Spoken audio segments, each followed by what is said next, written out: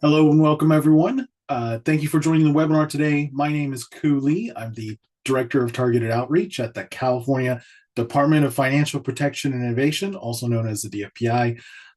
We're going to get started very shortly here, but for now, let's just give everyone about 2 minutes to get logged in. I know we're right at 1 o'clock. So yeah, 2 minutes and we'll get started, okay? Thank you.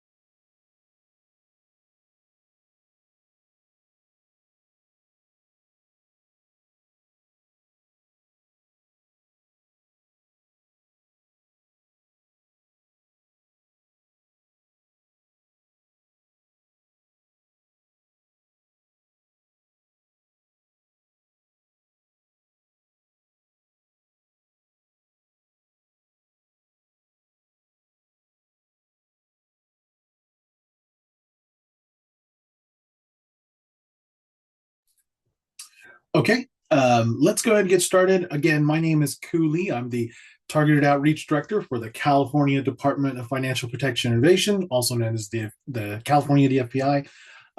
Today's webinar, we're going to be talking about how to protect yourself from student loan scams.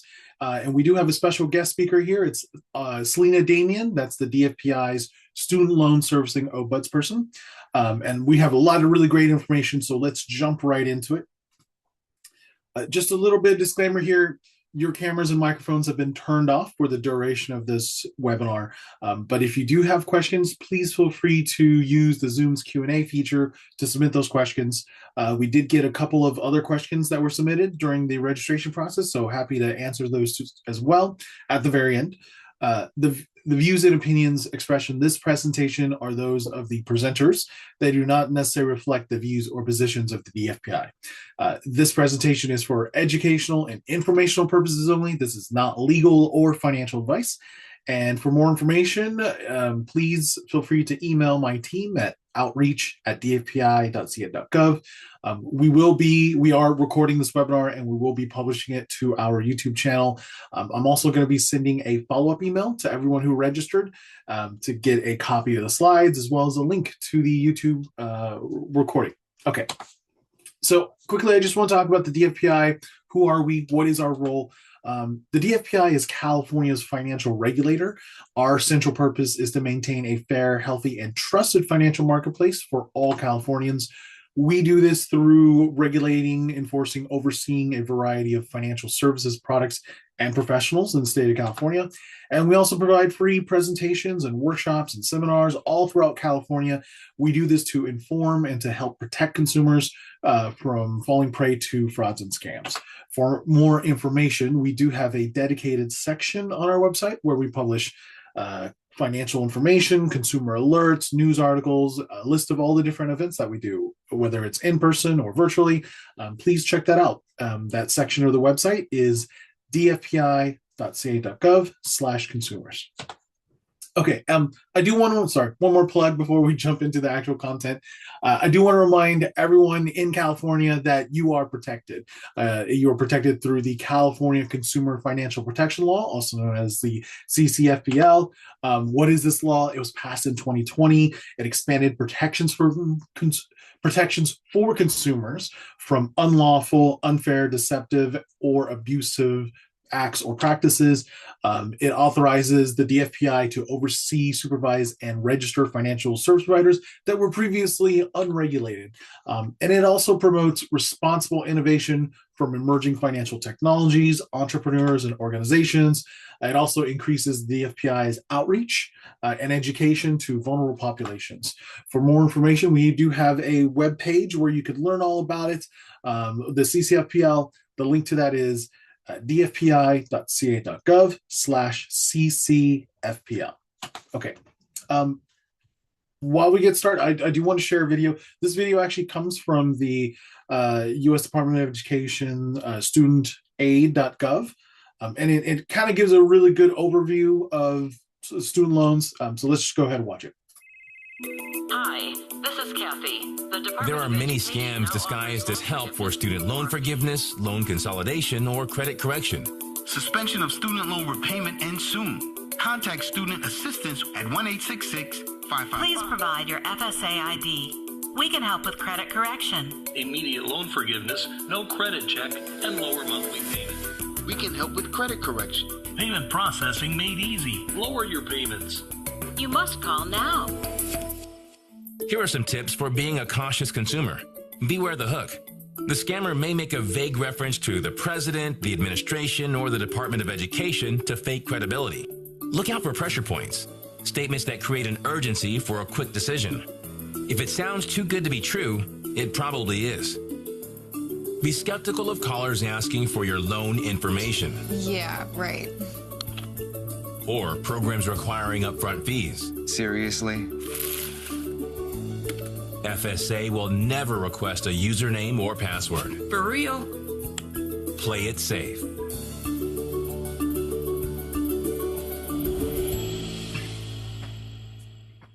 Yep. So again, video directly from the the U.S. Department of Education's studentaid.gov, kind of giving a quick overview of student loan scams, things to look out for, red flags, that kind of thing. I do want to quickly talk about the top 5 robocall scam complaints in 2025. These were submitted to the Federal Communications Commission. As you could see, debt relief, loan assistance, especially those that reference student loans, was the number one robocall that was complaint that was submitted to the FCC. It made up about 27% of all recorded scam robocall complaints. And again, the scammers will often demand for immediate payments or ask for personal or account information. So just be very aware of that. It's happened to me. I have student loans and I get these calls all the time.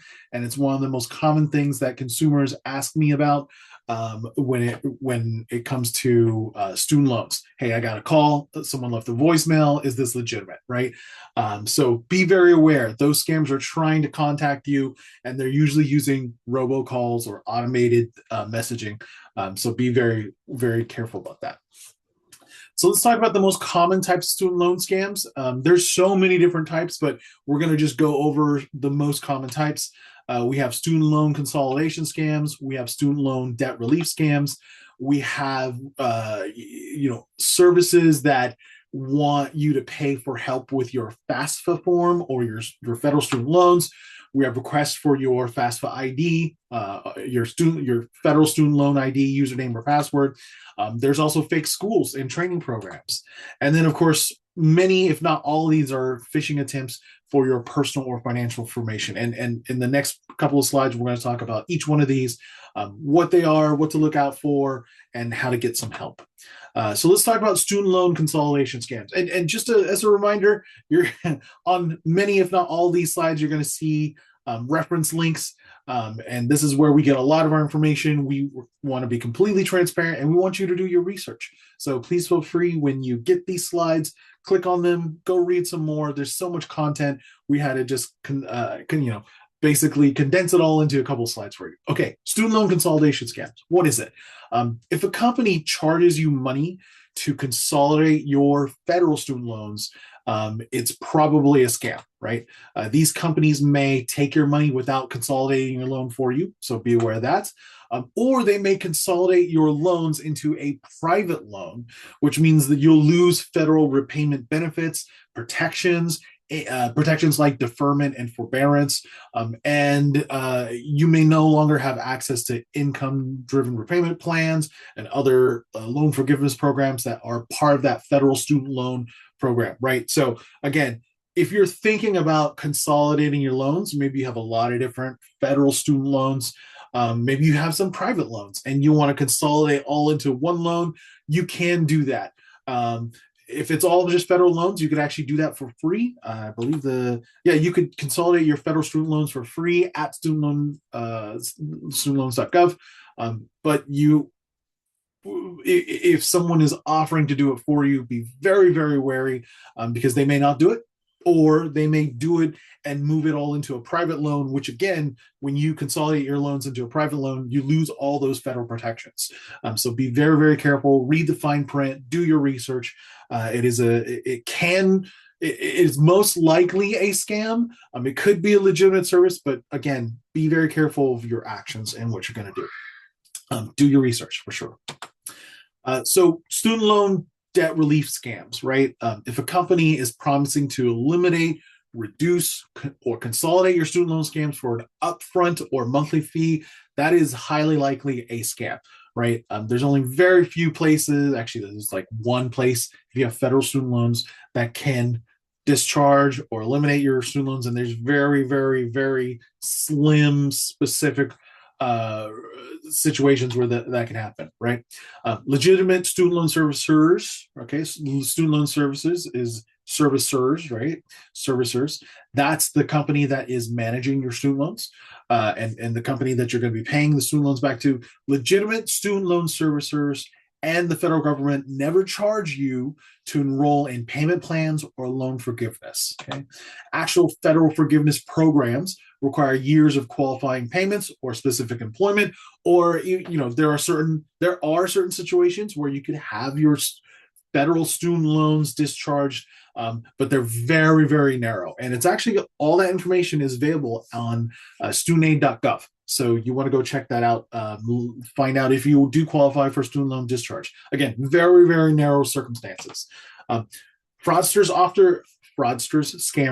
often use official sounding names or falsely claim to be affiliated with the U.S. Department of Education or even studentaid.gov. And they do this, again, to try to get you to share your information, or maybe try to enroll you in other programs, that kind of thing. So be very careful about that. So let's talk about another type of scam, which is where a company may ask you to pay for help with your FAFSA forms, or other student loans. Never pay for an outside company for help with your FAFSA or federal student loans.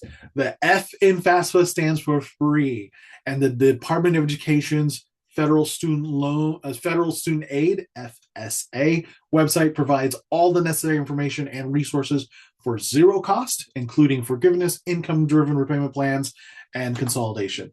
There is a part of a component, a unit of the FSA, the Federal Student Aid Information Center. That's a long acronym, FSAIC. They do have an 800 number. If you want questions, if you need help with your FAFSA form, they provide direct free assistance with your application and other account questions. So if you do need help, don't pay anyone for it, right? That's a big scam, and you should never have to pay for any help with your FAFSA or your student loans if you need help, right?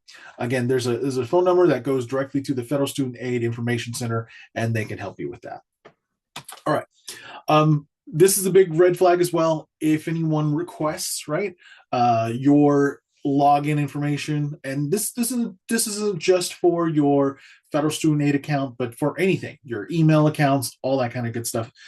Federal Student Aid, FSA representatives, financial aid professionals, and the Federal Student Aid Information Center, which we just talked about, will never ask you for your login, username, password, any of that, right? Account numbers, they'll never ask for any of that.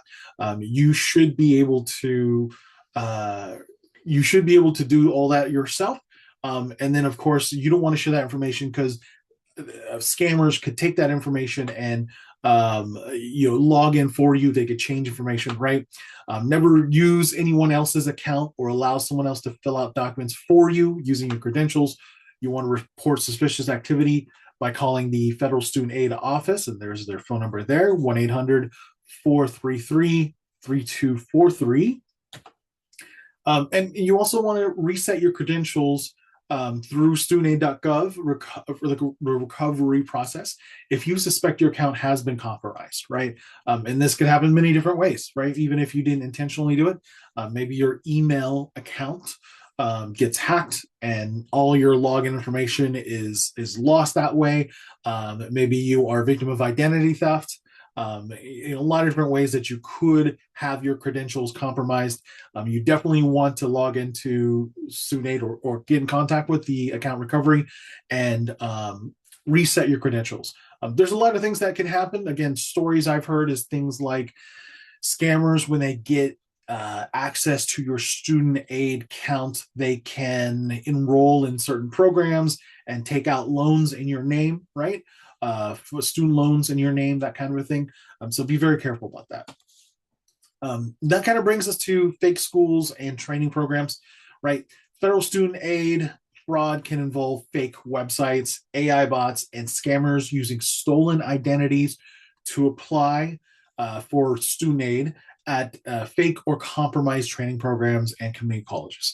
These ghost student scams pocket federal funds, leaving victims with phantom debt. So basically, again, just like I was saying, and I've actually had a couple students who shared this kind of issue with them. They might have got a call from someone posing as the admission center or the student aid office, and then they're asking for that student's financial aid information. And when they share it, again, because these students probably don't know any better, when they share those login credentials, maybe even account information, those scammers could take that information and then use that student aid account to enroll in, could be fake training programs, fake community colleges. And again, they're trying to get all those federal funds, right? Essentially just loans, fake loans. Selena, did you have a hand up?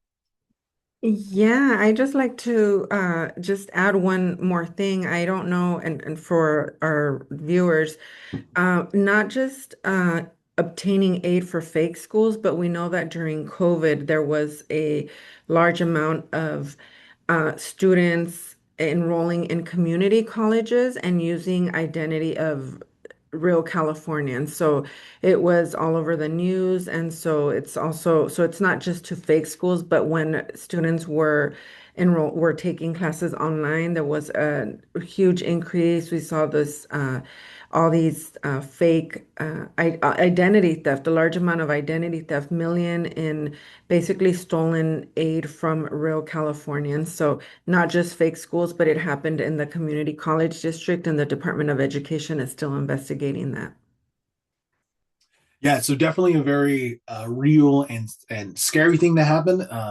Again, you don't want to. Well, let's go ahead and first of all verify before you enroll, right? If there is a college that's saying we're accepting you, we're going to give you scholarships, you just need to enroll in our program, right? If you're seeking a legitimate trade school, college, or training program, always check to make sure it's accredited and it's on the U.S. Department of Education's database. And there's an actual link there where you can go check to make sure if that, again, that trade school, college, training program is on that U.S. Department of Education's database and that it is a legitimate program, right? And again, report any suspicious activity if you suspect you've been a victim of identity theft or encountered a scam. Report immediately to the Department of Education's Office of Inspector General hotline, and there's a link to that as well. So very big and scary thing, like I said, and like Selena was saying, you don't want to have student loans taken out in your name, which you have no idea about, right? And it would be really hard to recover from it, especially if you just let it go for a long time. Okay, and that brings us to phishing attempts, right? And this is very common, not just for student loans, but all over, right? This is where scammers contact you, often through text message, phone, or email. Could be other messaging platforms. They claim that there is an issue with your financial aid, or they offer, fake student loan forgiveness or other FSA account information, right? Saying that it's locked or it needs verification of some sort. Scammers will pressure you. We call it tunnel vision, right? They pressure to steal your funds. They change your direct deposit information or submit fraudulent FSA FAFSA forms. They create this sense of emergency and they get you in this tunnel vision. Normally, you would see these red flags of when they pressure you to act fast, do this now, share your information. We need to verify you. You would you would ignore those red flags as you normally would see, right? Always check your account status directly. Always go directly to the studentaid.gov website. Again, if you get a call, someone claiming that there's an issue, there's a problem, just go directly to the source, right? There's no reason to share information or try to resolve it over the phone. Just go directly to the website, log in, and get more information about your account, find out what's going on. And of course, never share your personal or financial information, which includes your login credentials. Okay, so we talked a lot about the most common types of student loan scams. Let's talk about some tips to protect yourself. So again, beware of promises of student loan forgiveness, cancellation, or discharges. Never share your FSA ID, username, password, login credentials. Don't trust official-looking names, seals, and logos. Scammers often copy that from the website and they put it on emails or even letters, sometimes even text messages, to make it look like it's an official document or communication of some sort. If you get one of these, right, let's say you get an email and it looks official, just go directly to studentaid.gov, log in, get more details. Don't click on any links or call any phone numbers that are given to you. Those could be scams. Don't sign and submit a third-party authorization form or power of attorney. What is all that? Well, that's if you sign a third-party authorization form or power of attorney, you're essentially giving away your rights, and someone who has that authorization form or power of attorney can act on your behalf, and they can do many things that you may not want them to do. So don't do that. Be very careful. Do your research and double check all the fine print first. Don't pay any upfront fees or monthly payments for help. Again, all the help is free in FAFSA. So you could do a lot of things yourself on their website. You could also get a lot of free help from their call center. So use those. Don't pay someone to do the work for you. Also, take your time and do your research with official sources. So again, if someone is pressuring you, they're creating a sense of emergency or urgency. Slow down, right? Take your time, do your research, double check with official sources, which includes studentaid.gov. And of course, don't share your personal or financial information. So important there. And lastly, if the offer sounds too good to be true, it probably is. And that's always a big red flag for you to go do your research. Again, someone offering you a promise of student loan forgiveness or no payments for a year or something like that. It's a great offer. It's a big red flag, and you got to slow down and do your research. So let's talk about how to recover from a student loan scam, right? And I get asked about this a lot. The first thing you want to do is notify studentaid.gov. There is a link I have. I think it's this link right here, the second link right there. Notify your studentaid.gov. They have an email. Oh, actually, it's later in the slide. Sorry. The next thing you want to do is notify your student loan servicer. And your student loan servicer is who you're paying your student loan back to. Contact your bank or credit card company to stop any payments to the scammers. You also want to consider starting the process of identity theft recovery. And there's a great website, identitytheft.gov. It'll prompt you on how your information got lost. Maybe your email got hacked. Maybe you accidentally gave away your login credentials.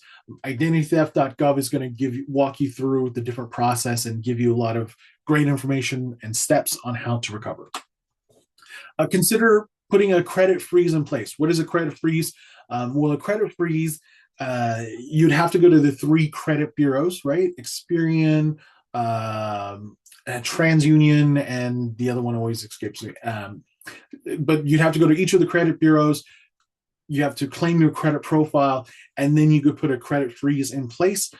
When you have a credit freeze in place, you can still use your credit card and debit card like normal, no big issue, but not even you will be able to take out a new loan, open a new credit card, get student loans in your name unless you unfreeze that credit, right?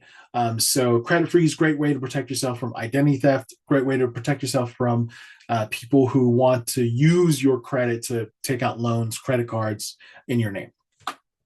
But of course, report the scam, right? So again, notifying studentaid.gov. If you become a victim of a student loan scam, you want to go to this website, right? studentaid.gov/submit feedback. Let them know. And there's a recovery process, which Selena is actually going to talk about later on. But there's also other places that you can report the scam to, like the Federal Trade Commission. They have a website, reportfraud.gov. Reportfraud.ftc.gov. There's also the U.S. Department of Education Office of the Inspector General. The CFPB, the Consumer Financial Protection Bureau, has a link where you could submit a complaint as well. And of course, the DFPI, you could always come and submit a complaint to us, and we will review that for you, find out what happened, and try to help you recover. So with that, I do want to hand it off to Selena Damien. Again, she is the DFPI's student loan servicing ombudsperson. She does so many great work with student loans, helping out students. So Selena, handing it off to you. Cool. Thank you. Yeah, everything that you talked about, everything that Ku talked about, it happens. Unfortunately, in my role, I work with borrowers on a daily basis, and I do get a fair share of borrowers that reach out to me. Unfortunately, they reach out after the fact when they've already signed contracts, when they've already been fallen victims to these scams, and they happen. I had a case, a borrower reach out to me that during the COVID payment pause, they signed up with a company who they thought was their student loan servicer, and they were making payments throughout the entire payment pause and not realizing that payments weren't even due. So this person was making a payments to a company that was overseas. In many cases, they will sign power of attorneys, these contracts, and they will get the borrower's FSA number or login, and then they'll go ahead and they'll make changes, like Ku said, consolidations, refinancing. And the thing with student loans is that these loans and these processes are so complex that they may end up negatively affecting or impacting your ability to later on apply for student loan forgiveness, for certain repayment plans. So many times these companies, they don't even know student loans, and they're making these changes on behalf of borrowers that are negatively impacting borrowers. So it's not just the financial harm and them taking the money and borrowers not able to recover that, but then when borrowers actually go into their accounts, they've made changes that they're not able to take back. So it's really important. Everything Ku talked about, read the fine print. I did put that in the chat. The many times I've seen letters where they do have these official sounding titles, but when you read the fine print, they most of the time will say this company is not affiliated with the Department of Education. And that's with any mailing that you get, it will say it at the bottom. So it's really important not to, to read everything. But I think also for borrowers, it's essential that they understand who they should be dealing with, right? Who does what? Because there is so much confusion, because some borrowers they're not just they don't just have one loan, they could have up to 20 loans. There's different interest rates, there's different types of loans, there's changes in servicer. So I want to just share and who is who, right? Who you should be dealing with, if you have federal loans, if you have private loans, who does what. And so this is essential for a borrower. For federal loans, the lender for federal loans is the Department of Education, and they work through the Office of the Federal Student Aid, or FSA office. Department of Education is the lender. The Department of Education, or Ed, then contracts with companies or private companies, they're student loan servicers. These are the 6 current federal student loan servicers.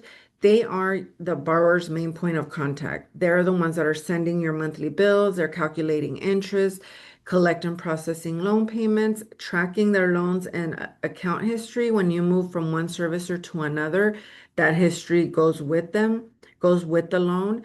They process changes in repayment plans. They process your deferments and forbearances. So if a borrower is having difficulties with their payments, payments are too high, they should contact their servicers. Again, the main point of contact. And it's really important to know that unless you are a borrower that is in default, a federal student aid, ed, any of these servicers, they will not call you. They unfortunately have a hard time even answering borrowers' phone calls, incoming phone calls, so they will not be calling you. Know the names of the servicers, know that you may have more than one servicer throughout the life of the loan. When a borrower first enters repayment, they are automatically assigned to a servicer. You cannot request to change the servicer except when you do a consolidation. You may find that you are switch servicers. Just automatically, you'll get a notice, you'll receive a notice saying your loan is being transferred to a new servicer. You will get a notice beforehand, and then you will get a notice after from the new servicer with information on how to log on to the portal, how to access your information.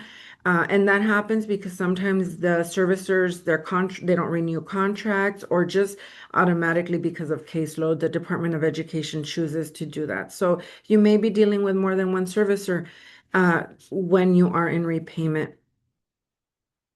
Let's see. Next, please.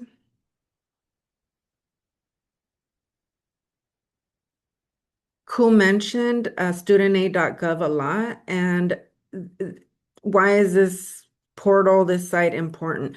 The studentaid.gov is the same website, the same account where you fill out the FAFSA. When a student goes to school, applies for financial aid, that initial FAFSA login is going to be your same login that you use for your student loans once you're in repayment. When you're in school, even if you're not in repayment, as soon as that loan is disbursed, there is loan information on studentaid.gov. So even if you're in school, not yet in repayment, in your grace period, you can log on to studentaid.gov, and you can see, as you can see here, you can see information on your aid, all your loans, your loan servicers, and any upcoming payments. In addition to the basic loan information, you can also find your official NSLDS record. That's your official record of any federal financial aid that you've taken out. This record, you can find it on your dashboard under download aid text. You can actually download, it says funky text.word text document, and it has all the federal student aid, not just student loans. It has all your Pell Grant information. It has all your school information, and it dates back to the 90s. So it's your official record. All borrowers should be able to pull that up and should have that for their records in order to see when any financial aid was dispersed. You will also find that in the student.gov account. And again, that's why it's really important not to give out your credentials or allow some random company to just go in there, because they are not just accessing your student aid, not just accessing your current loan information, but they could also go and download all your educational history, all your previous addresses, all your previous grants, scholarships, again, dating back to, the first time you attended school. But this is what you will find on your studentaid.gov portal.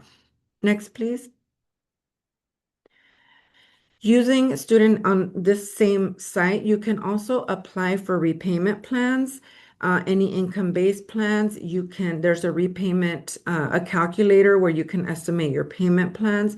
You can apply for consolidations right there on the site. So when you receive an offer or somebody asking to consolidate, then you can do that free here on this website. And one of the reasons why these scammers offer to consolidate is because consolidation is similar to refinancing.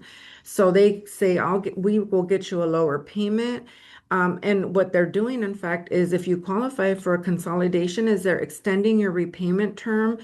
They're actually increasing the total cost of your loan because they're extending the term. They are any interest that's unpaid will be capitalized, so it's added to your principal balance, and then that's refinanced. So yes, you may be having a lower payment in the short term, but in the long run, it's just extending the loan period. So very important, and consolidations cannot be undone. So that is one of the tactics that they use. They'll say, we'll lower your payment, and what they do is they go on studentaid.gov for free and they consolidate, and it's a very quick process.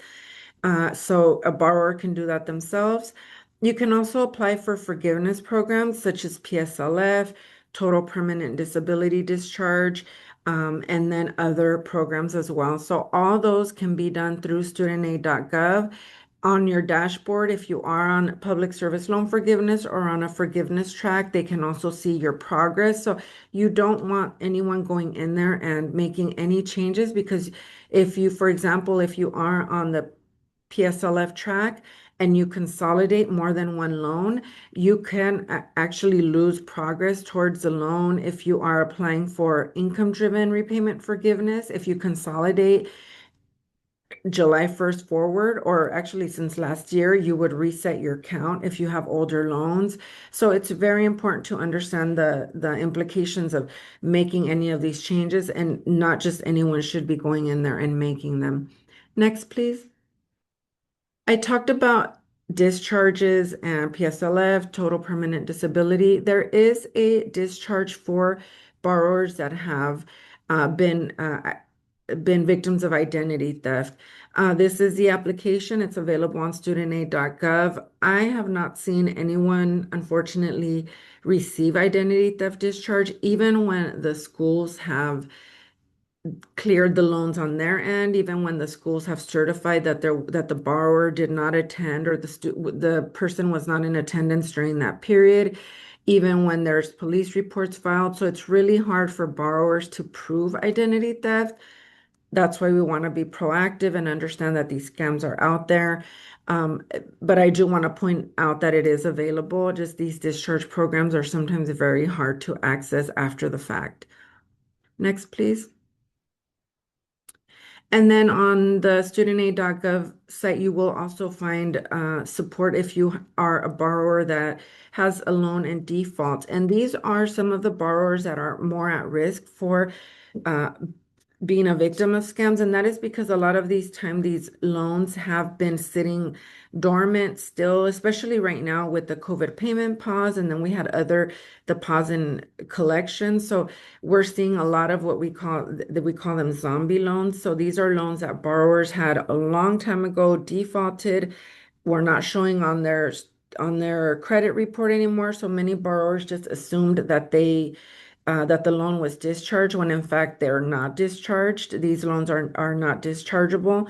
They don't have a expiration or statute of limitations. So now when everything's resuming, repayment is starting, now they're getting letters from Department of Education, and scammers at the same time are obtaining the information. And many times when they call you, they've even contacted me, but I've heard from borrowers that they actually know the exact amount of loan amount you have and your servicers, and that's because they buy information from the web or from wherever they obtain their information, and they will call you and they will know you have $6,000 in debt or you have a defaulted loan. We're here to help you. So with defaulted loans, you are no once your loan has goes into default, it's moved to the default resolution group. It's a servicer that deals specifically with defaulted loans. And then once the loan goes into collection, it goes to the US Treasury. So you will no longer be dealing with those main servicers that I mentioned in the first place.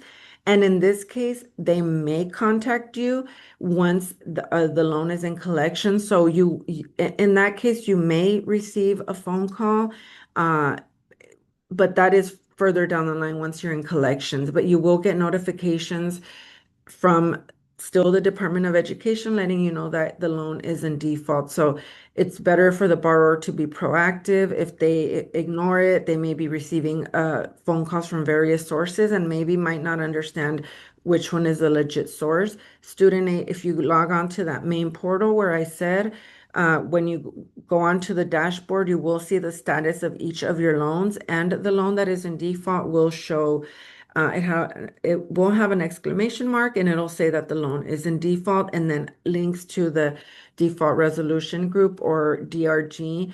Once a borrower is in default, they can rehab, do a consolidation, or pay in full, and those options are also available on the website. You don't have to pay anyone to rehabilitate the loan or to do the consolidation. So if you or someone you know has a loan in default, they can call, they can log on to find out what information and what options and steps to take. Next, please. How about private loans? Private loans are different than federal loans. These are loans for education that are issued by a bank, a private lender, even a school or another institution. Unfortunately, there isn't a central place for private loan information as there is with federal loans because the lenders are all different. If you have a loan that they are maybe trying to collect on, or you receive a bill, you go on studentaid.gov and you don't see that loan listed, it's most likely that it's a private loan. One of the best ways to find out is about these private loans to get the name of the lender, obtain the information, is to log on to your credit report. You can obtain a copy of your credit report on annualcreditreport.com. You can currently receive a copy of your credit report once a week. Any federal loan these are what you'll see them listed on your credit report. So Department of Education as the lender will show. Some of the common private student loan lenders are Sallie Mae, SoFi, Earnest, LendKey, Discover, and Citizens. Private loans don't have servicers like the federal loans do. So you would be dealing directly with Sallie Mae, with SoFi, with whoever the lender is. Just really important I know Ku mentioned that also some of these scammers might refinance. You do lose all federal protections once you refinance your your federal loan into a private loan, and you cannot revert back. Even if you were a victim of identity theft or of one of these scammers, once you complete the refinancing process into one of these private loans, you can't undo it, unfortunately. And you are then dealing with higher interest rates, varying interest rates. You lose all protections, as Ku mentioned. You're not eligible anymore for PSLF, total permanent disability discharge, although some do provide it, borrower defense discharge. You're no longer eligible for forbearance or deferments, and they don't offer income-based payments like the federal loans do. Also, with federal loans, you don't go into default until after 9 months of non-payment, and the delinquency is not reported until after 90 days. With private loans, it's just like a credit card, anything else, the first day of missed payment, it's considered delinquent. So, and then the default and collections process is a lot faster because they do their own collections and then they sell off to debt collection companies. So the process is faster. It's a little bit different. You can also ask for a disclosure statement from the company if you're not sure or if you want to read your terms. As with student loans, with the federal loans, you do that master promissory note is basically your terms and agreements for the loan. So you can also revert back to that with the federal loans. Next, please. Ku mentioned the CCFPL it's a consumer protection law for all Californians. The California Student Borrower Bill of Rights is more specific to student loan borrowers. As the regulator for all servicers for federal and private loans in California, California has this protection that prohibits federal and private student loan servicers from engaging in abusive, unfair, or deceptive practices and requires that they work in the best financial interest of borrowers. Even though the federal servicers are contracted with the Department of Education, and there's certain things that they can't go against federal guidance, like if there's lawsuits, if there's litigation, certain things, they are still required to service your loans, process the payments accordingly. There are still things that are um, within their capacity and that we can regulate. So they have to provide you with information, accurate information, and applications for IDR plans and other forms for federal benefits and protection. So if you're a student loan borrower and you are having a hard time with repayment, you need to move to another repayment plan. They have to help you avoid delinquency and default, and that's written in statute. When you call them, they should be offering your best options. Historically, they haven't done so, and that's why these type of laws were created. It also establishes special protections for military borrowers, those working in public service, older borrowers, and those with disability.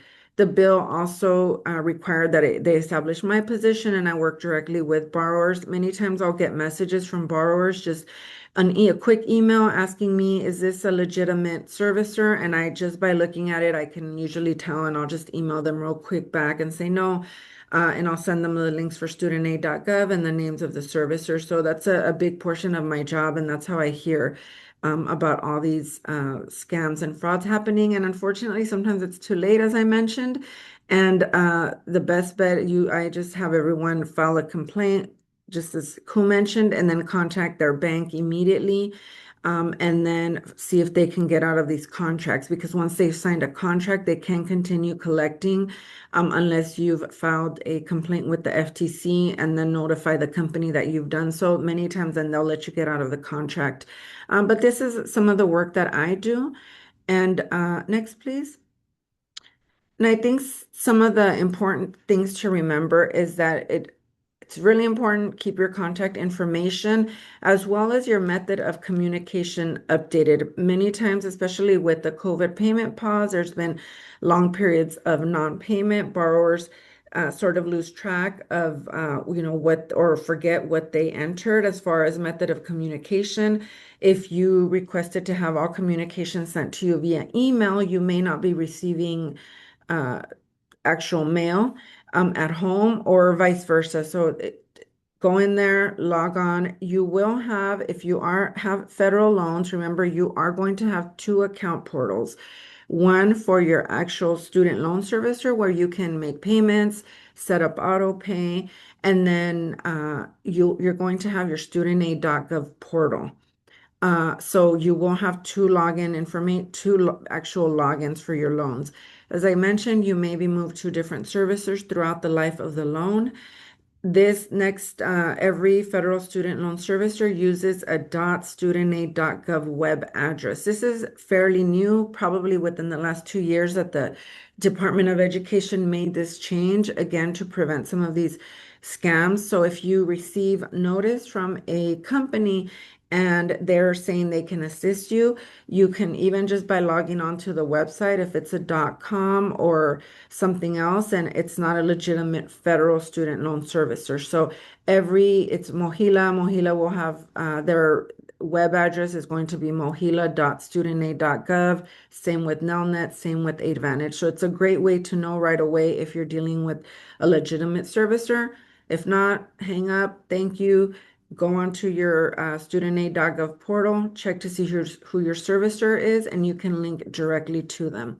I always tell borrowers to, if they receive these urgent phone calls, these changes, saying that something needs to be done, hang up and go on in your servicer portal, check to see what communications, notifications were sent, and then go from there. Check your loans and credit report routinely. Even that NSLDS history is really helpful. The one I mentioned that's in your portal. Many borrowers sometimes go in there. I think I went in there recently, and my student loans have been paid off, but I saw that I had like a $9 balance that was just sitting there for years and years and years. I don't know what that's about, but I just pulled it up just out of curiosity, and it had all my history. So any borrower can pull that up. Ed's recent moved, so I think I should mention the last one first. Scammers take advantage of borrowers' confusion, which we know there's a lot of confusion currently with student loans. They take advantage of media headlines. Every day now you're hearing something about student loans, the safe forbearance, about repayment, about defaults, about just the high amount of debt, all these changes that are really confusing to borrowers. And all these new changes in policies, there were a lot of changes effective July 1st. Scammers take advantage of that.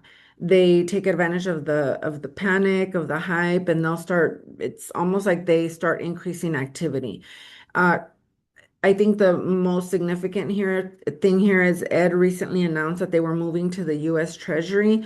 This change is going to impact borrowers who are in default to begin with, and the collections are in pause. So you should not be responding to anything that says, oh, the Department of Education is being dismantled and what's happening.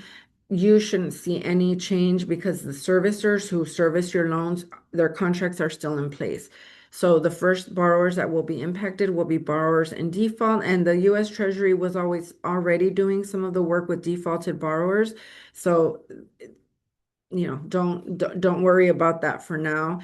Again, studentaid.gov, your servicer should be notifying you of any significant changes. Next, please. Who can help? Unfortunately, one of the reasons why there's so much of this scams, frauds going around is because there are not a lot of resources for borrowers. Of course, I'm available, but I'm one person here in the state. Student loan servicers should be your main point of contact. As I said, they are legally required to work in the best financial interest of borrowers and to help keep you out of delinquency and default. Another really important resource, I think, is for many that I've seen work for borrowers when they keep calling their servicers, even if they don't answer, even if they are giving them conflicting information, is to file a complaint through our agency. I always say it's best to have everything in writing, even if it's just to obtain your payment history. You cannot get your payment history on SLDS or studentaid.gov. You can get your general history. But if you want a more accurate payment history, interest accrual, how they've allocated payments through your portal, through the complaint portals, it's the best way sometimes to resolve issues as well. Look for nonprofits or local financial empowerment centers. San Francisco has a great financial empowerment centers. Los Angeles has great nonprofits that have student loan experts because not a lot of the legal aid agencies, there's not a lot of even consumer attorneys that know student loans because it is such a niche area and just a complex just area of expertise. Legal aid organizations, I would recommend reaching out to them through lawhelp.org is a really great link that can link you to legal aid. So those you would want to reach out to if you are in a borrower that's in default or being sued, private collections, they're taking action against you. The consumeradvocates.org, that's for consumers. There you will find information for student loan attorneys if you're not able to find free assistance. And then another resource that's great is contact your congressperson, your representative. If you're having issues, have already gone through Department of Education, to your student servicer. There's just some areas that maybe they can't assist with or you can't get a resolution to your case. We are urging borrowers to contact your representative. They need to know what's going on with student loans, even if you've been a victim of, including if you've been a victim of scams or frauds. Next, please. I think now I'm handing it over to Ku. There you go. Yep. Thank you so much, Selena. A lot of really great information. I know the student loan landscape can be very confusing, and she is our wonderful expert. And I do send her a lot of emails and requests for more information for help. So please tap her, use her, and ask her questions if you need to. Finally, we're wrapping up here. Just a reminder, the DFPI is here to protect you and your community. Please contact us if you have observed or been a victim of a scam, financial fraud, or abusive business practice. Let us know if you observe any elder financial abuse. We work very closely with Adult Protective Services. to help protect older adults. And then, of course, we have a phone number which you can call and a link where you could submit your complaints. With that, we do have a couple minutes for the Q&A. I do see a few questions that were sent to us. First question, can you talk more about third-party authorizations or power of attorneys? And I think this is probably more for like companies that are promising like student loan consolidation. Basically, those third-party authorizations or power attorneys, if you sign one, it gives them the ability to do that for you. Selena, do you Yeah. want to talk more about that? Yeah, so they'll request a power attorney basically so they can take any action on your behalf. So many times they don't even know what what your loan is, what type of loans you have, what you qualify for, but that power of attorney sort of gives them a general consent to do anything in the studentaid.gov in your portal. So yeah, and it's really once you provide them that, it's really hard to. I mean, I've seen them rescind it, but then it's a whole legal transaction. So you're basically just giving them a general consent for them to do whatever they think they need to do. So it typically does accompany all these other offers, not just the power of attorney, but then they'll have contracts like for 3 months or 6 months where there's a recurring fee. And I think this goes to the next, how do I stop payments if I accidentally? I always tell borrowers to contact the bank. So file complaints with us, with the FTC, and then go to your bank and then say this is a scammer, and have them actually stop the payments. And I think once you notify also the company and you just say, I found out that you're a scammer and I want to get out of this contract. I filed a complaint with the FTC. That scares them off sometimes. If you just say I filed a police report, they'll let you get out of the contract, but you'll have to stop payment through your bank. You'll have to go and notify them and just show them I've already, filed these complaints and I've determined that they are a scammer, and the payments will stop. Okay, great. Thank you, Selena. You're welcome.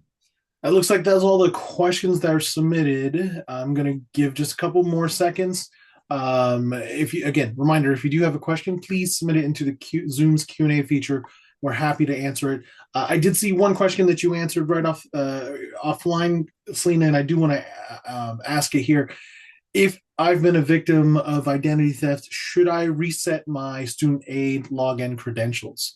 And you said Yeah. yes. Yeah, student aid service, your servicer, I mean, even like emails. I mean, I would really urge you to go, and then even, your credit report, if you can lock it, the things that Ku talked about. So, because again, it could affect other areas, not just your student loans, but other financial services. Yep. Okay. And I don't see any other questions come in. So thank you so much, everyone, for submitting your questions. I just want to do a couple quick wrap ups and then we'll end the webinar. As a reminder, we want to hear from you. We want you to share your success story. Has the DFPI helped you or your friends or your family avoid a scam or recover from a scam? Your story can help encourage others to get help and understand how the DFPI can make a difference. Your experience is important, and we want others to know how we helped you. So please submit your stories to us. We're happy to reply back, reach out, give more information, and we're also happy to keep the information anonymous. Again, the reason we want to do this is to let people know that we really do, in the real world, help individuals not just stop scams, but also recover from them. And we want to know more about it. So email us at outreach@dfpi.ca.gov about your story. And then final wrap up here.